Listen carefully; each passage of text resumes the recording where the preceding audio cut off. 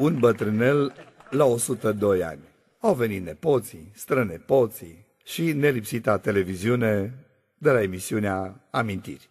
Bade Gheorghe, puteți să ne povestiți o amintire frumoasă din viața dumneavoastră? Amintire frumoasă o fost că odată s-a pierdut o vacă la noi în sat.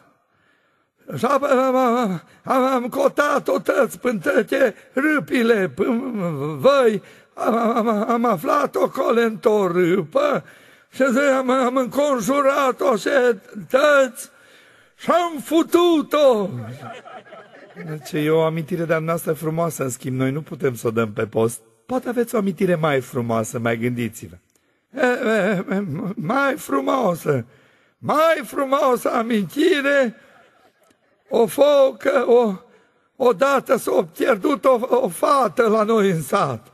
Și așa am cotat-o până toate pădurile și am aflat-o într-o poieniță și am înconjurat-o și tăți și am futut-o.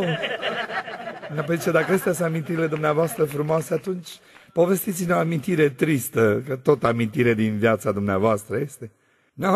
Amintire tristă.